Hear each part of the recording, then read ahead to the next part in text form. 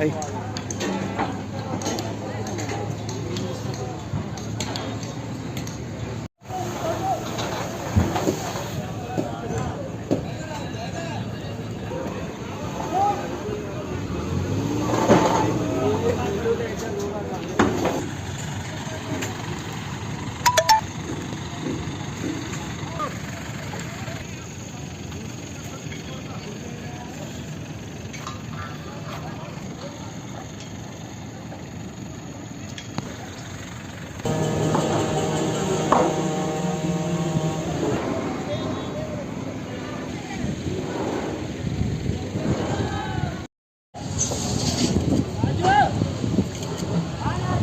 Janata party ఆధ్వర్యంలో Nagar Kurnool parliament నియోజకవర్గ కేంద్రంలో రేపు మన భారతదేశ ప్రధానమంత్రి ప్రియతమ నాయకుడు నరేంద్ర మోడీ గారు నాగర్ కర్నూల్ నియోజకవర్గ కేంద్రానికి మొట్టమొదటిసారిగా రావడం జరుగుతూ ఉంది.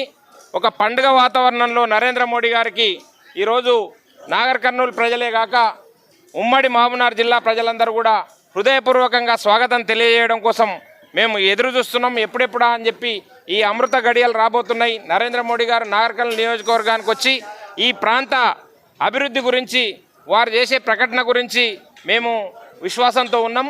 అదేవిధంగా భారతీయ జనతా పార్టీ అభ్యర్థి పోతుగంటి భరత్ ప్రసాద్ గారిని అభ్యర్థిత్వం ప్రకటించిన తర్వాత మొట్టమొదటిసారిగా నరేంద్ర మోడీ గారు తెలంగాణలోకి వచ్చి వారి అభ్యర్థిత్వాన్ని బలపరుస్తూ ఇక్కడ ప్రచార కార్యక్రమాన్ని ప్రారంభించబోతున్నాడు.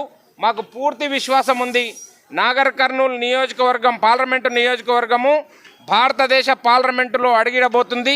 ఖచ్చితంగా భరత్ ప్రసాద్ గారు ఎంపీగా గెలిచి ఒక చరిత్ర సృష్టించే అవకాశం మాకు వచ్చినందుకు మేము చాలా ఉత్సాహంగా ఒక పండుగ వాతావరణంలో ఈ ఎన్నికల కోలాహలాన్ని ఎదుర్కోవడం కోసం ముందుకు పోతూ ఉన్నాము.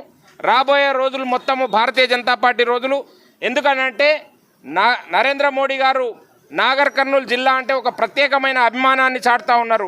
కల్వకుర్తి నుంచి వయా నాగర్ కర్నూల్ నంద్యాల వరకు ఒక జాతీయ రహదారిని 2300 కోట్ల రూపాయలతో వారు మనకు శంకుస్థాపన చేసినారు. పనులు కూడా పూర్తిగా వస్తున్నాయి. రాబోయే రోజులలో మనకి గద్వాల నుంచి డోర్నకల్ వరకు 1000 కోట్ల రూపాయలతోటి ఒక రైల్వే లైన్ని సాధించిన ఘనత కూడా భారతీయ జనతా పార్టీకి దక్కింది. రాబోయే రోజుల్లో ఈ అభివృద్ధిని చూసి నాగర్ కర్నూల్ నియోజకవర్గమే కాక యావత్ తెలంగాణ కూడా భారతీయ జనతా పార్టీ వైపు అడుగులేస్తుంది. మాకు పూర్తి విశ్వాసం ఉంది. తెలంగాణలో 17కు 17 పార్లమెంటు స్థానాలు, దాంట్లో మొట్టమొదటి స్థానం నాగర్ కర్నూల్ పార్లమెంటు స్థానము. భరత్ ప్రసాద్ గారు ఎంపీగా ఎన్నికై ఒక చరిత్ర చిన్న వయసులోనే ఒక చరిత్ర సృష్టించే అవకాశం వచ్చింది. చదువుకున్న వ్యక్తి, చురుకైన వ్యక్తి, చిన్న వయసులో ఒక అవకాశం, గొప్ప అవకాశం వచ్చింది. ఈ అవకాశాన్ని సద్వినియోగం చేసుకునేందుకు భారతీయ జనతా పార్టీ శ్రేణులు కూడా సిద్ధంగా ఉన్నాయి.